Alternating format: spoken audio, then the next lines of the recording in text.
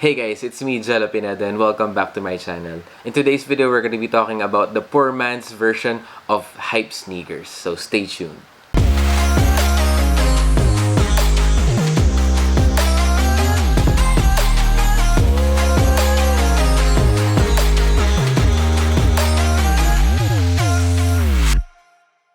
Thank you so much for checking on this video today, and I do hope you guys are having a wonderful day. And if you're new here, please make sure that you're subscribed to my YouTube channel. And if matagal ka na rito, tol, thank you very much for sticking with me. So I came up with a list of sneakers na merong similarity sa mga hyped up sneakers. We all know that there are some sneakers na collaborations that are really expensive because of number one, how limited the pair is, how hyped up it was, and at the same time, and they just do have the vibe na gusto natin when it comes to, you know, to the sneaker culture. So tinatawag natin to na poor man's sneaker versions, I guess, ng mga sneakers na very hyped up. So without further ado, let's get into the list. Starting things off, we have the Air Jordan 3 Flyknit. And this is very much similar to the COS 4. The first time ever na nakita ko yung sneaker na to, it already reminded me of the COS 4s. Although yung sneaker na Jordan 4 COS came in two different colorways. One is the black one, which is very similar dito, and yung isa which is yung gray one. Both are pretty limited and super hyped up. Now, why did I see this as a very comparable sneaker to the COS 4? Simply because number one is the color, which is parang grayish anthracite black, which is very similar. However, Jordan 4 yun, ito Jordan 3. Ang isa sa mga factors why they are very similar is because of the glow-in-the-dark outsole. Yun nga lang yung sa COS 4s, it's number one sa Jordan 4, and meron siya mga, dito sa heel tab niya, meron siyang dalawang X, which symbolizes COS. And at the same time, meron din siya mga details sa outsole, sa glow-in-the-dark outsole niya with yung mga kamay ni COS or yung X na symbol or yung parang mata. Ako gusto ko yung vibe niya. Since I don't have the money to buy the COS 4s, I'd rather get this one. Kasi again, the vibe is there. Colorway na yung black anthracite, it's pretty reminiscent, and at the same time also has glow-in-the-dark outsole. And these pairs were sitting sa outlets. If I'm not mistaken, nakita ko to sa outlet sa Laguna. So, hindi nga lang siya Jordan 4, doesn't have the COS sign, but kumbaga, if you're after yung vibe mismo ng isang black sneaker with glow-in-the-dark for a cheaper alternative, I think this one's a good way to go. Next on the list is the Jordan 1 Game Royale. And this is very similar, very similar to the Fragment ones. Basically, Fragment ones and ito, they're just the same. Ang difference lang naman nito with Fragments is black itong toe box and all the way dito sa laces.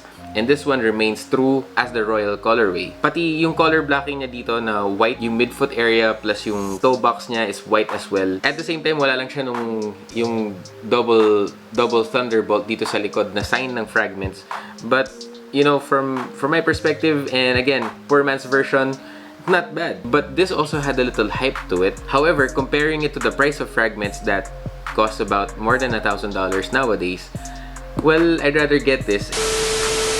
Next on the list would be the Jordan 1 Gym Red, and this one is very similar to the NFR ones or the not for resale ones. So yung Gym Red, recently nag-unbox kami kila Sir RD ng Gym Reds, and actually meron din siyang pair ng NFRs.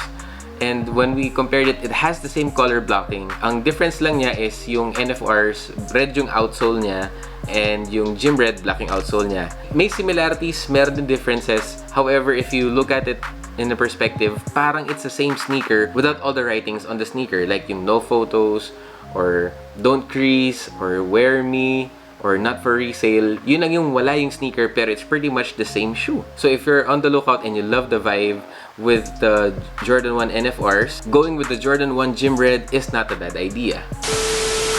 Next on the list would be the Jordan 1 Lows, and this is very comparable, well, of course, with the Jordan 1 Highs na black toe.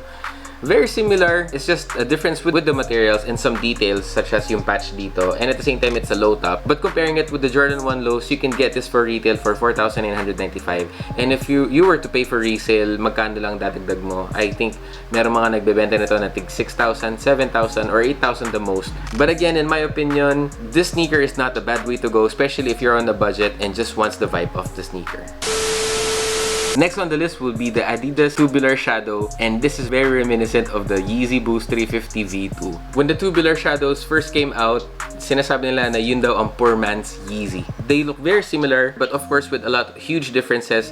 Yeezy Boost 350 comes with Boost midsole and Tubular Shadow does not come with Boost midsole. However, if you think about it, kung titigan mo yung vibe tsaka yung aesthetics ng sneaker, medyo may kaparehas nga naman. Although, syempre, 350 V2 is still a 350 V2. But still, if you're on the budget and just likes the vibe and not the hype, you can go with the Tubular Shadows. Next would be the Air Force 1 Low LV8 Utility, and this is very comparable with the vibe of the Air Force 1 Off-White. Dati nakahiram na ako na sneaker na Air Force 1 LV8 Utility. The first time that I saw it, talagang mukha siyang Off-White for me. Meron siyang vibe because of the deconstructed details na nilagay nila sa sneaker niyan, which is very reminiscent sa Off-White version ng Air Force 1. The Air Force 1 LV8 retails for about 4,995 pesos. There are some similarities and there are some differences, but again, if you're on the budget and just wants to have the vibe of the Off-White, then the Air Force 1 Utility LV8 is not a bad way to go. Next on the list is the Adidas NMD R1 Camel, and this is very reminiscent as well with the NMD R1 Bait. Difference? Well, naunang lumabas yung Bait Camo, which reselled for a huge amount, and then sitting on shelves. Actually, even now sa sneak peek, there are some pairs of the NMD R1 Camo that are just sitting. If you're just after the camo vibe, and alam mo yun, not really care about the hype of Bait, both features full Boost midsole, features Flyknit uppers or mesh uppers. Medyo magkaiba nga lang sa design. For retail of 7,500. Similar sneakers, similar silhouette. One is just being a collab and one is not. Next on the list would be the Air Max 1 Have a Nike Day, and this is comparable, in my opinion, with the Sean Wotherspoons. Yes, magkaiba yung uppers nila. Ang Sean Wotherspoons has an Air Max 97 uppers with an Air Max 1 midsole. Ito naman is a straight off Air Max 1s. Kumbaga, they call this the poor man's Sean Wotherspoon simply because of the loud colors that were mix and match with this sneaker. One, it has an Air Max 1 midsole. Magkaiba nga lang ng kulay. Ang Sean Wotherspoon more of yellow, green, and yellowish, greenish. Ito naman more of purple and teal. The thing is, yung Have a Nike Day na logo, which is itong smiley face na may swoosh, yun din yung logo ni Sean Wotherspoon dun sa insole ng kanyang Air Max 197. Pretty much, you know, if you're looking for an Air Max 1 na medyo loud, some pairs are selling for under retail nowadays, so why not? Next would be the Adidas Oswego, and this is very comparable to the Yeezy 500 and 350s put together. Yes, marami nagsasabi. The Oswegos are very comfortable and it is an alternative to the Yeezy 350 or 500 silhouettes. I actually haven't had the chance to grab a pair for myself. A friend of mine is reselling as well, so I might grab one just to see how they feel on feet and if it's really comparable. Sabi nga nila yung midsole niya, ang midsole ng Oswego which is adiprene. So in my experience, I already had a Yeezy 500 before, and adiprene for me is also comfortable. Even if it's not Boost, you still feel that cushioning around your foot with no problems, with no foot fatigue even after wearing the whole day. And of course, a sleeker version probably to the Yeezy 500, the Oswego I think is a very good competitor and is also pretty affordable.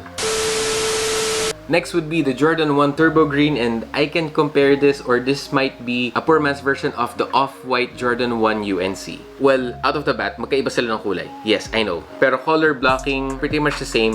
So, kumbaga parang nag-fade lang to na light blue. The first time that I got this sneaker, honestly, this pretty much reminded me of an Off-White silhouette or an Off-White Jordan 1, especially with that deconstructed tongue and of course with that font dito sa midfoot area ng sneaker. If you don't have any budget for buying an Off-White sneaker but you love the deconstructed vibe and love the Jordan 1 collabs with Off-White, this one is not a bad way to go. Although these are also reselling nowadays, however, compared with the resale value of the Jordan 1 Off-White UNCs, since you're on a budget, this one might be a good option for you. So that concludes our list of the poor man's version of hype sneakers, and I do hope na nag-enjoy niyo yung video na to. If you know some sneakers na poor man's version ng isang hype sneakers, please comment them down below para at least alam ng ibang tao na there are some sneakers na very comparable din sa mga hype na tinitignan natin. Kung bago ka dito, please make sure that you're subscribed to my YouTube channel, and if matagal ka na rito, tol, thank you very much for sticking with me. So anyways guys, maraming salamat for checking on this video today, and I'll see you on the next one. Peace guys!